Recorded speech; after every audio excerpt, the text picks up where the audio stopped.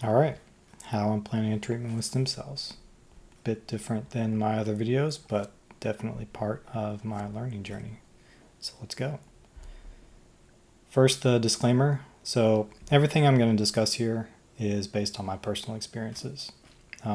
This video is the first in what I hope to be a multi-part series documenting my experiences with regenerative medicine. And it's not intended to be medical advice, so all opinions in this video are my own, unless otherwise noted. Now, the overview and background. So what I'm doing is planning a treatment with stem cells. Why I'm doing it? Because I've accumulated some injuries that are progressively getting worse. So these are in my back, my neck, and my hips. I've seen little positive response to physical therapy. I've been in and out of physical therapy for the past couple of years. And I've seen little positive response to some other regenerative medicine procedures that I've had in the past year, just over a year. So these were platelet-based therapies and prolotherapy. And I do not want surgery. So how I'm planning this. I first need to find a clinic that I trust, which I've done and I'll get into. Then I needed to get updated imaging and then try to establish the best baseline for health that I can before I have any sort of procedure done.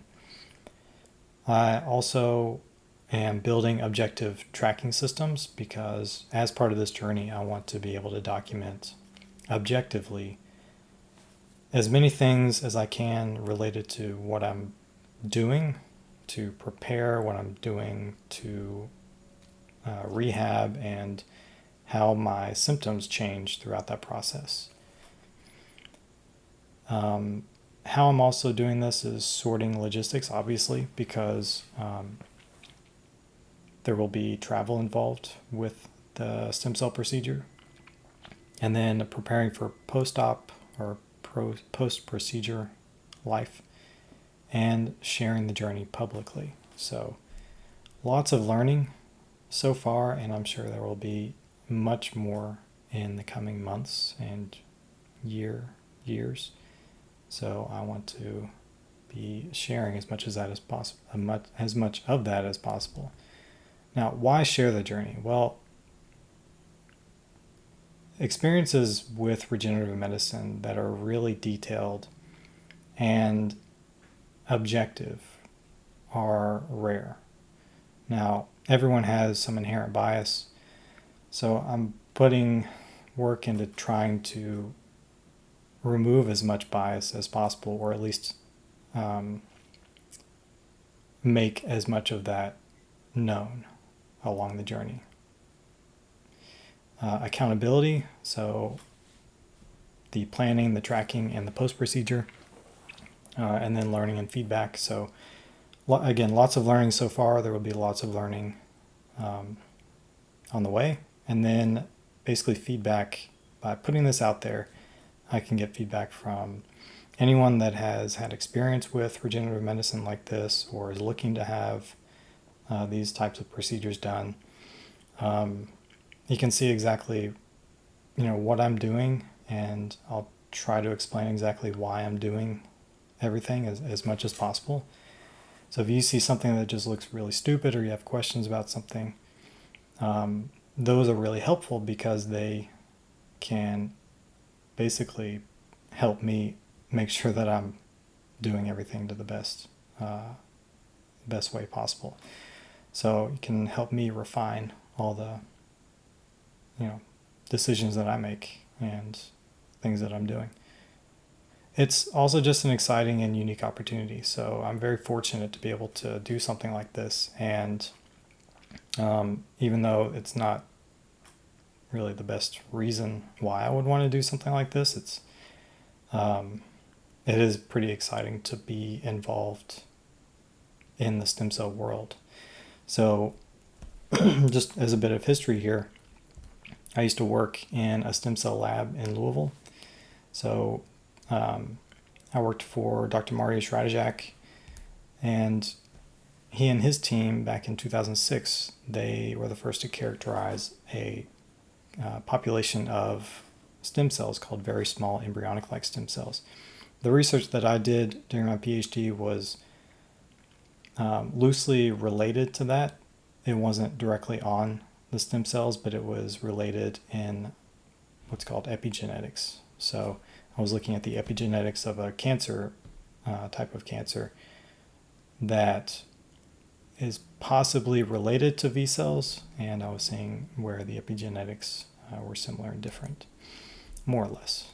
So anyway, but I was working there during a time when they were in the middle of a big discovery about how to actually get those stem cells to proliferate or divide. And so all this is to say, the past 10 years, I've maintained a pretty active obsession with stem cells in general. So now having the opportunity to actually get treatment with stem cells is pretty exciting. All the planning and doing the research behind it and trying to optimize, for a stem cell procedure is, I think it's kind of a fun challenge. So, current state of the journey. Finding a clinic. Basically, I've made this choice already. I'm going with Regenx Cayman. There are lots of clinics popping up, as I understand it, all over, especially Central South America. And then clinics that claim to be stem cell clinics in the US, and then clinics that treat people with bone marrow aspirate, bone marrow concentrate in the US, which does contain some stem cells. But I've chosen Regenx Cayman. I'm not exactly sure where the line is drawn between Regenx and Regenx Cayman. I understand that they're distinct entities, but as far as I understand, all of the physicians that work at Regenx Cayman either are in the Regenx network or were in the Regenx network. So it's like two overlapping circles, and I'm not sure exactly,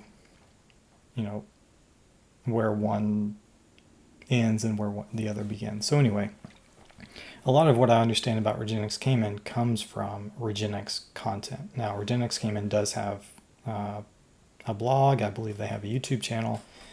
And then doctors that work at the clinic have scientific publications around this type of procedure. So treatments with bone marrow derived autologous culture expanded stem cells. So all that content, when I began looking for this type of treatment just over a year ago. That's when I started getting really into it and looking on YouTube and trying to understand exactly what was available. I came across Regenx content pretty quickly, and out of all the content that I've come across, that content has really struck me as being very transparent, being very research-based, in that in most of the blogs, or basically anytime I saw any sort of scientific claim made, it almost always had some sort of research, some citation to support it. And I thought, okay, this is unique. This makes it seem really trustworthy. If I want to, I can go and check and see if I agree with whatever claims are being made. And then in the YouTube content as well from Regenx. And basically, when I say Regenx here, almost all this content comes from Dr. Centeno. Now, the Regenx Cayman blog, I'm not sure exactly who writes all those blog articles, but Dr. Centeno has written, I believe, all of the blog articles. I haven't checked each and every one, but on the Regenx site, I would guess that he's written all of them.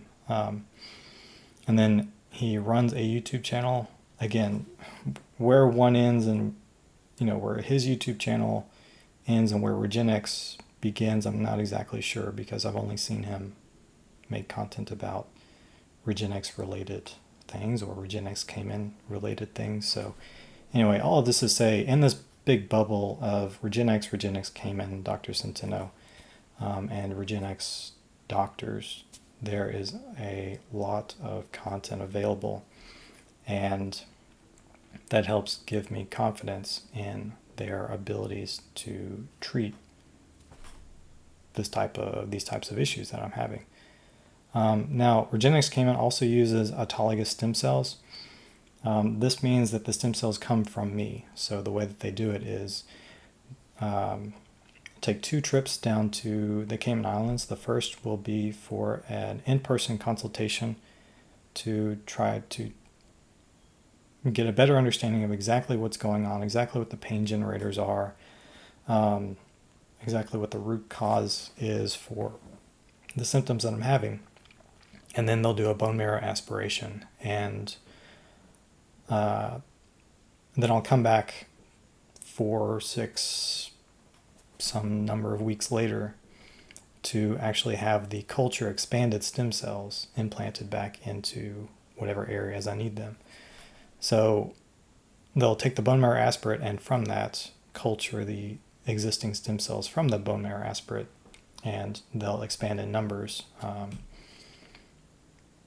and then have many more stem cells available when on the return trip. So another reason I'm choosing Regenexx Cayman is because I've had positive experiences with the Centeno Schultz Clinic, with just the way they operate. Again, when I was looking for my initial dive into regenerative medicine, I chose the Centeno Schultz Clinic because of, in large part, this content that was out there. It made sense to me what Dr. Centeno was saying. When I met with Dr. Money through the in-person consult over Zoom, so I guess not in person, but the Zoom consult, and then in person when I traveled out there, I've had just a great experience with working with him. I haven't had the results that I wanted, obviously, but the experience with their team, the way they operate, that really played a big part in choosing Regenexx Cayman as well. Honestly, I've been looking at stem cells for over a year, and had looked at Regenexx Cayman at that point as well, but didn't want to dive all the way into the stem cell region just yet. So, come to think of it, it's a long story. So anyway, another reason is that amongst all of the available clinics, this is one where English is the native language. So that makes me more comfortable traveling there, and because I've never been to the Cayman Islands before, just knowing that I'll be able to get around without having to try to translate a lot of language that's a relief. So I found the clinic. Also, the scientific articles, these are the ones that I was talking about. So these specifically, you can see Dr. Centeno was on. Both of these are treating, this was a case report, but this was a full study on the use of these culture expanded autologous bone marrow derived stem cells on disc bulges. So they are documenting their experience and patient outcomes in the lumbar spine.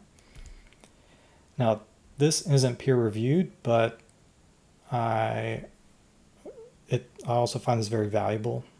This is one of Dr. Centeno's blog posts on the Regenexx blog. You can see it's all the way back from 2014. So this is, 10 years ago. And you can see, if you click into the PDF on the website, you can see before and after MRIs with disc bulges, and they also have summaries of people's outcomes. So again, I think this speaks to the transparency. Again, it's not peer reviewed. Unfortunately, it would have been great if these results were in the other publications, for example, if these publications came with MRI before and after results like this, that would have been fantastic. But this is, I guess, the next best thing. So haven't seen a large group of these sorts of before and after photos anywhere else. Happy to be wrong there. So if anybody has come across this sort of thing from other clinics, I'd love to see it. But so far, this is the only one that I found. Now, next on the list of things, part of the planning for this is imaging. So before I was even in conversation with Regenexx came in, I got a DEXA scan because I was just curious mainly about if I had any issues with, well, I wanted to know if my bone mineral density, how that was, because I haven't been able to do strenuous exercise in a couple of years. And I was specifically curious about bone mineral density in my lumbar spine. And I also wanted to know about, body fat percentage, how much lean mass I still had, that sort of thing. So I got a DEXA scan. And then after my initial consult with Dr. Pitts on the phone, while he was down at Regenexx Cayman, I got a lumbar MRI since then. And then I also got something called a digital motion x-ray recently. This was interesting. So this was to investigate if craniocervical instability could be playing a role in any of my symptoms. So this was, even though it doesn't appear that the results from this don't really show craniocervical instability to the degree that it would need the specialized treatment that they offer, to my knowledge, only at the Centeno Schultz Clinic, called a PICL, which I can't remember what that stands for. But anyway, this did show some valuable information, at least valuable to me. We'll see what, if it needs to be treated or not, about some retrolisthesis and anterolisthesis in the cervical spine. So anyway, this was an interesting type of imaging that I had done recently. So I can give more information on that if anybody's interested. Now, diet, fasting, and health metrics. So let's see. I'm on a ketogenic diet. I've been on a ketogenic diet since 2018. I had a period where I was close to carnivore. It was like carnivore plus Quest products. I ate a lot of Quest cookies and things like that. Also drink energy drinks and stuff. But so anyway, I'm on a ketogenic diet. I wanted to resolve some stomach issues and then some foot issues. Basically, do anything that felt like a health issue. I wanted to have it checked out. And if it was an issue, get it resolved before actually going down and getting the bone marrow aspiration. So I believe I've resolved both of these things to the degree that I'm comfortable with, or understand more about them. Foot issues was just toenail fungus. Now, fast mimicking diets. This is something, again, I'm planning to make a video to go in depth as to why I do this sort of fasting, and then why I'm really interested in ketogenic diets, specifically for the potential impact on stem cells. But I want to get at least one more fast mimicking diet in before the bone marrow aspiration. Then getting supplements down, what exactly my supplement regimen is going to look like now, immediately after the procedure, or in the future, if that even changes, that sort of thing. And then blood testing, as part of just understanding exactly where I am at the moment. I just recently had another complete blood count with metabolic panel, iron panel, high sensitivity C-reactive protein, various hormones, and recently vitamins like vitamin C and vitamin D. So just trying to understand exactly where I'm starting, and if anything is not looking the way I want it to, if there's anything I can do about it before the bone marrow aspiration, I want to take action now and try to resolve it. So what is this? This is, right, some of the research. Yeah, if you're interested in the fasting, I'm trying to put together, it's an ongoing process, but I'm putting together the evidence base behind as many decisions that I make as possible. So when it comes to different types of fasting, that includes, in this case, fast mimicking diet. This is just one example of something I call takeaways. If you go to my website, then you can check out the various takeaways I'm coming up with. Again, if you've seen any of my other videos, you're probably familiar with exactly how I arrive at these, but yeah, you can see what progress I'm making there. And then I'll be working on that research system as well to try to integrate actions and outcomes. So basically tying the takeaways I get from the research to actions I can take that can help achieve some outcome. So that's all a work in progress. It will probably be a work in progress for a long time, but that's where I'm trying to store everything. Now, objective tracking systems. This is fun. So, well, to some degree, it's also kind of frustrating. I've been tracking food for the past, like basically every single thing I've eaten for almost 2 years now. And I've been doing it in Google Sheets instead of something like MyFitnessPal. And really the reason is because I have much more control over the information, and I can work with the information in ways that, just in more creative ways. I'm sure you can download information from MyFitnessPal and work with it that way, but I like this hands-on approach. So anyway, I've got a tracking system down for nutrition. It can be improved, but I think it's in a decent stage right now.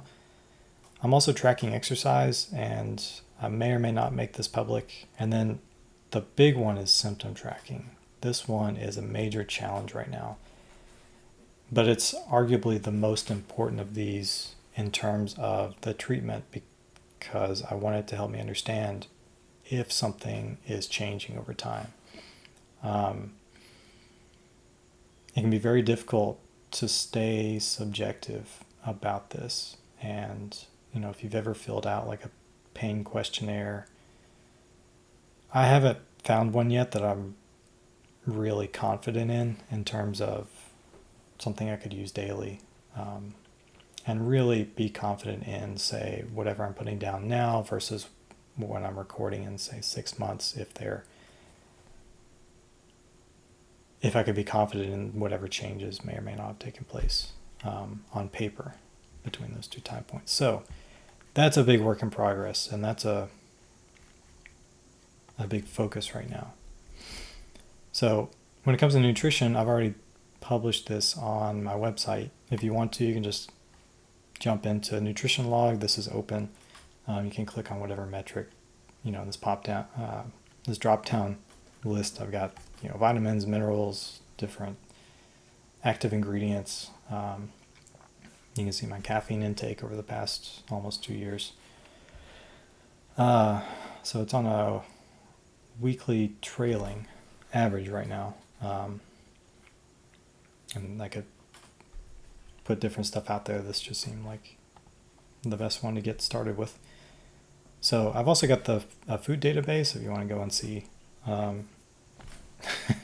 don't know why people would, but you see what foods I'm eating. The food database, that's another reason why I wanted to go. Under this umbrella of reasons why I wanted to go with my own tracking system was so I could have more confidence in the actual information being used. So like on MyFitnessPal, you can select from, it's been a while since I've used it, but last time I used it, you could select from different variations of the same food, and then you could put in your gram amount or whatever. And I'm just not that confident in the information And so by building one myself, I'm able to track exactly what references I'm using for specific vitamins, minerals that the information may be missing from a nutrition label or from the FDA's Food Central database. That offers a lot of great information, but sometimes different vitamins, minerals, or other active ingredients are missing. So anyway, I'm working on making as much of my food database public as well. And this is where I am with the symptom tracking. So this is a fun challenge. I'm playing around with OLLAMA, so Llama 3.1, running it locally and using the web UI, open web UI interface. So I just got this up and running within maybe the past week. But the idea is I'd like to be able to speak into my phone, generate an audio recording, and then feed that into OLLAMA and have some bot spit out a CV or a CSV file that actually puts all the relevant information into different fields. So like these are 3 example audio files that I created just to play with it. So, recorded some audio file talking about symptoms I'm experiencing in the moment and organizing the way I talk about it to make it easy for the bot to transcribe it and then identify what information goes where. And it did a pretty good job. So like in one of the files I said, okay, I've got a headache. It's in the middle, intensity 1. Maybe it's because of a weird position in bed. Blah, blah, blah, back pain, different places. So it did a pretty good job extracting the information. The issue I'm running into right now is that I want the timestamp of the original source to be here instead of user 1. And I can't get the bot to actually tell me what the names of these files are. So I even ask it, what file names did you use to get the information? And it shows the exact files right here where I got the information. It lists them in the citations, but it doesn't have any files to reference. So that's where I am there. Hopefully I'll be able to solve this relatively quickly and begin testing it, because I want to establish as good of an objective baseline as I can now before even getting the bone marrow aspiration, because at the bone marrow aspiration, that's when the in-person consult will be. So I'd like to bring as much information to that consult as possible. And so if I can build a history of multiple times a day checking in, creating these audio files, having this bot spit out this data, and I can begin analyzing the data, then I have much more objective information to give to the physician to help make an informed decision about what should be treated. Now, obviously, ultimately, it's up to the physician, and I'll trust their opinion. Or if I don't, then I just won't have the procedure. But whatever treatment happens will be up to them.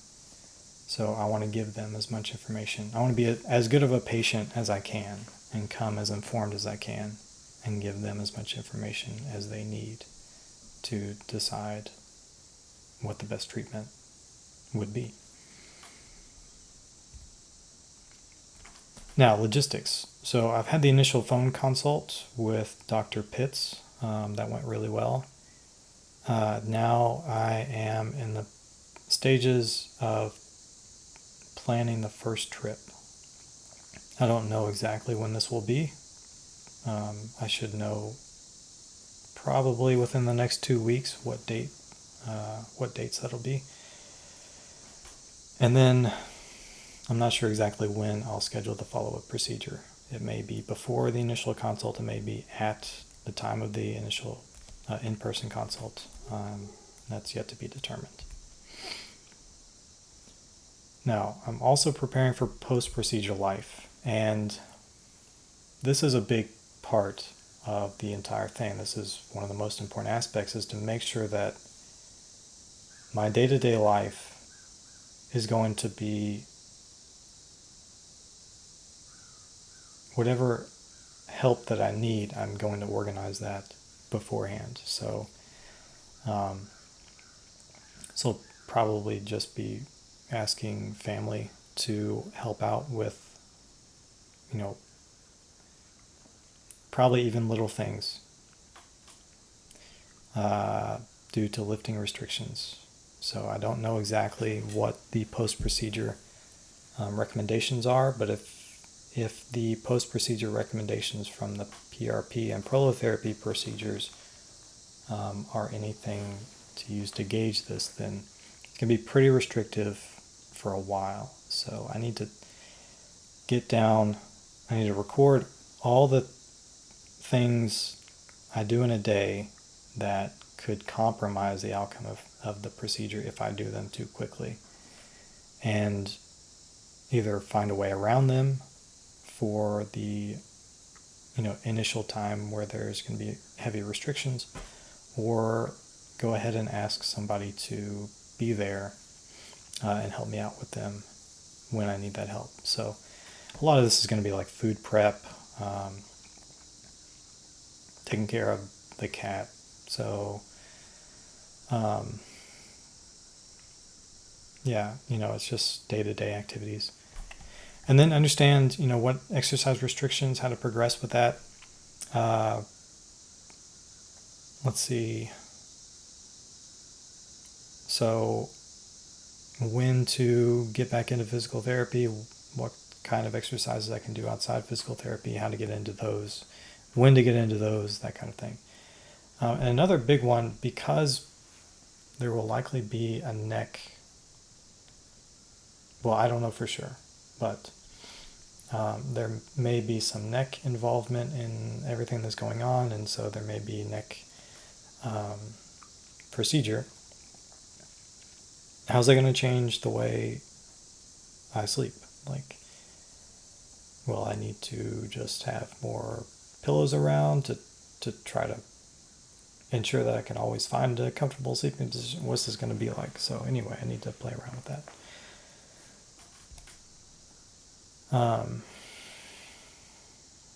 So all that is going into the planning.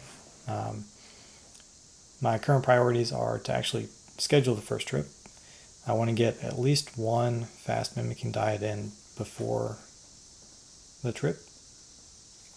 I want to create and test the system for tracking symptoms. And I want to get all of the major details sorted for the post-procedure life. Those are the current priorities. Obviously, in the background, I'd like to make more videos on my research system, and actually demonstrations or just live research with me type videos, documenting my thought process, why. One with regards to like V cells and ketogenic diet, fasting, I want to document that. I want to get more information down, or more of the ideas down around why I'm doing fasting and the potential drawbacks of fasting. I don't know, a big one there is why I was actually doing these regular fast mimicking diets once a month, maybe 3 months in a row, and then I stopped after I got the DEXA because I wasn't sure if the fast mimicking diet could actually be having a negative impact on my bone mineral density. I don't know for sure, so I need to look deeper into that. So lots of ideas, and basically, lots of video ideas, but these are the main things as far as planning goes. So with that, I'm Zach. This is part of my learning journey. If you have any questions or you see something that I'm planning and you don't think it's a good idea, or you just have any thoughts in general, I'm all ears. And don't know exactly when the next part in this series will be, but hopefully soon. So until next time.